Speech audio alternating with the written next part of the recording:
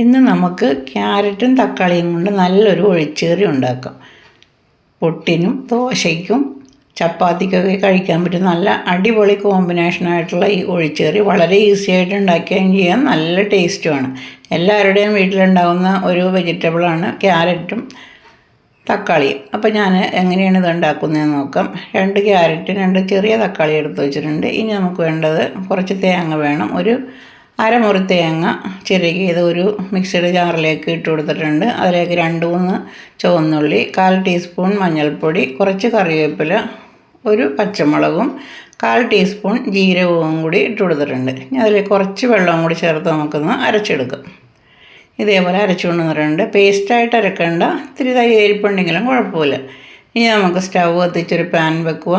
Pan നന്നായിട്ട് ചൂടാകുമ്പോൾ 1 table spoon വെളിച്ചെണ്ണ ഒഴിച്ച് കൊടുക്കുക. വെളിച്ചെണ്ണ ചൂടാകുമ്പോൾ ക്യാരറ്റ് ഇതേപോലെ നീളത്തിലരിഞ്ഞിട്ട് അതും കൂടി ചേർത്ത് കൊടുക്കുക. നന്നായിട്ടൊന്ന് വഴറ്റിയെടുക്കുക. അതിലൊക്കെ കുറച്ച് ഉപ്പ് കൂടി ചേർത്തിട്ട് നമുക്ക് വഴറ്റിയെടുക്കാം. ഈ വെളിച്ചെണ്ണയിൽ കിടന്ന് ഈ ക്യാരറ്റ് ഒന്ന് നന്നായിട്ടൊന്ന് വാടിക്കിട്ടണം. ഇനി ഇതിലേക്ക് നമുക്ക് ഒരു സവാള നീളത്തിലരിഞ്ഞതും ഒരു 4-5 പച്ചമുളകും കൂടി നീളത്തിലരിഞ്ഞതും കൂടി ചേർത്ത് കൊടുക്കാം. അതും കൂടി ചേർത്ത് നന്നായിട്ടൊന്ന് വഴറ്റിയെടുക്കുക.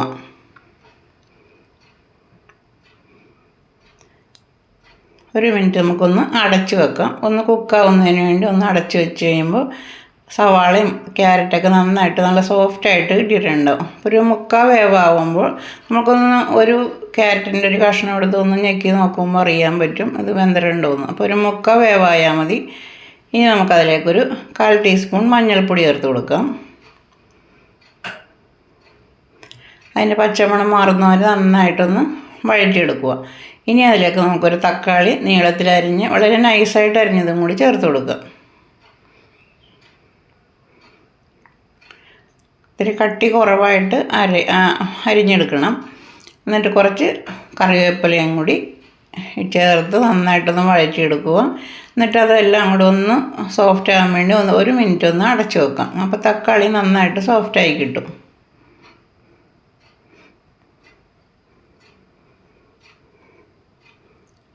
അപ്പോൾ രണ്ടും നമുക്ക് നല്ല സോഫ്റ്റായി കിട്ടിയിട്ടുണ്ടെങ്കിൽ നമുക്ക് അരപ്പ് അതിലേക്ക് ചേർത്ത് കൊടുക്കാം.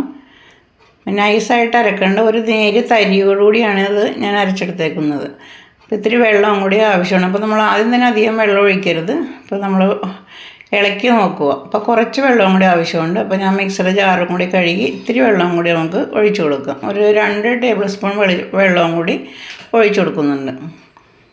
ഇനി ഈ അരപ്പിൽ കിടന്ന് ഈ ക്യാരറ്റും തക്കാളിയൊക്കെ കൂടി ഒന്ന് നന്നായിട്ട് വേകണം. ഇതേപോലെ അമർത്തി വെക്കുക.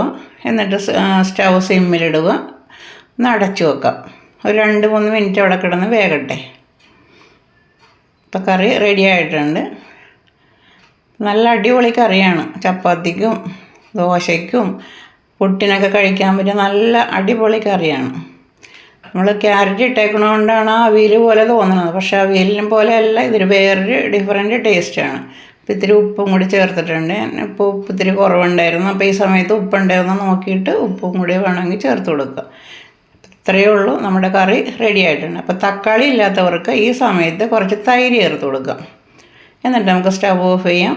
എന്നിട്ട് കടുക് വറുത്തിടാം. ഒരു പാൻ വെച്ച് പാൻ ചൂടായി കഴിയുമ്പോൾ കുറച്ച് വെളിച്ചെണ്ണ ഒഴിച്ച് കൊടുക്കുക. 1/2 ടീസ്പൂൺ കടുക് ചേർത്ത് കൊടുക്കുക. കടുക് നന്നായിട്ട് പൊട്ടി വരുമ്പോൾ 2 വറ്റൽമുളകും കുറച്ച് കറിവേപ്പിലയും കൂടി മൂപ്പിച്ച് അതും കൂടി ചേർത്ത് നമുക്ക് കറിയിലേക്ക് ഒഴിച്ചു കൊടുക്കാം. ഈ റെസിപ്പി ഇഷ്ടമായ ലൈക്ക് ചെയ്യുക, കമൻറ്റ് ചെയ്യുക, മറ്റുള്ളവർക്കൊന്ന് ഷെയർ ചെയ്ത് കൊടുക്കുക. സബ്സ്ക്രൈബ് ചെയ്യാത്തവർ സബ്സ്ക്രൈബ് ചെയ്യുക. അപ്പോൾ നമ്മുടെ അതിലേക്ക് ഒഴിച്ചു കൊടുത്തിട്ടുണ്ട്. 1 മിനിറ്റ് വെച്ച് കഴിഞ്ഞിട്ട് നമുക്കൊന്ന് സെർവ് ചെയ്യാം. നല്ല സൂപ്പർ കറിയാണ്. നിങ്ങളിതൊന്ന് ഉണ്ടാക്കി നോക്കുക. നല്ല സൂപ്പർ കറിയല്ലേ. വെറും ക്യാരറ്റും തക്കാളിയും മാത്രമുള്ള കറിയാണ്. അപ്പോൾ നമ്മൾ ഇത് ഒന്ന് ഇടയ്ക്ക് ഇതുപോലെയൊക്കെ ഒന്ന് ഉണ്ടാക്കി നോക്കുക. അടുത്ത ഈസി റെസിപ്പിയുമായി നാളെ കാണാം.